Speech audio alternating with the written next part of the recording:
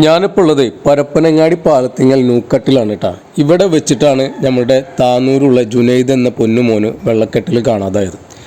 നമ്മുടെ നാട്ടുകാരുടെയും ഫയർഫോഴ്സിൻ്റെ ഒക്കെ വളരെ പ്രയാസപ്പെട്ടിട്ടുള്ള പ്രയത്നങ്ങളൊക്കെ വിഫലമാക്കിക്കൊണ്ടാണ് 5 ദിവസങ്ങൾ കഴിഞ്ഞിട്ട് തൃശ്ശൂർ ഡിസ്ട്രിക്റ്റിലെ അഴീക്കോട് ബീച്ചിൽ അവൻ്റെ മയ്യത്ത് കണ്ടത്.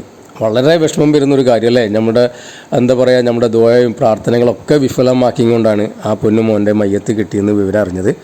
അവൻ്റെ വീട്ടുകാർ ഇത് എങ്ങനെ സഹിക്കും എന്നുള്ളതാണ്. അത് ആലോചിച്ചിട്ടാണ് നമ്മുടെ വിഷമം. ഈ മക്കൾക്ക് അതൊന്നും ഓർമ്മ ഉണ്ടാവില്ല. അവർക്ക് അവൻ്റെ ജീവനിൽ അത്ര വില ഉണ്ടാവില്ല. പക്ഷേ ഒന്ന് നിങ്ങൾ മനസ്സിലാക്കണം കേട്ടോ, നിങ്ങളുടെ രക്ഷിതാക്കൾ അവരവരുടെ എല്ലാ സുഖങ്ങളും ആഗ്രഹങ്ങളും എല്ലാം മാറ്റി വെച്ചിട്ടാണ് ഓരോരുത്തരും അവരുടെ മക്കളെ വളർത്തുന്നത്. ഒരു 17 വയസ്സെന്ന് പറയുമ്പോൾ അതുവരെ എത്തിക്കാൻ പെട്ടൊരു പാട് ആ ഒരു രക്ഷിതാക്കൾക്ക് എന്നാണ് ഈ ഒരു കാര്യം മറക്കാൻ പറ്റുക?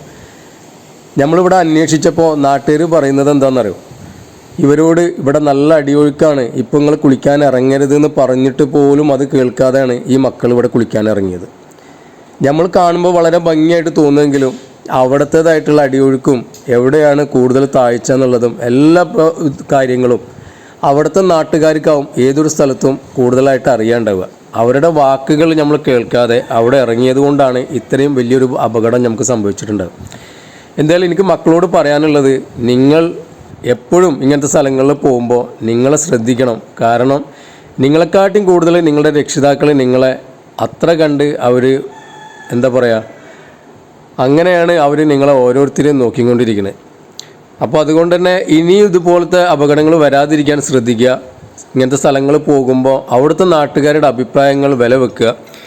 എന്തായാലും ആ പൊന്നുമോൻ്റെ ജീവിച്ചിരിക്കുമ്പോൾ വന്നു പോയിട്ടുള്ള എല്ലാ ചെറുതും വലുതുമായിട്ടുള്ള തെറ്റുകുറ്റങ്ങളൊക്കെ പുറത്തു കൊടുക്കട്ടെ. അവൻ്റെ വീട്ടുകാർക്ക് ക്ഷമ നൽകട്ടെ.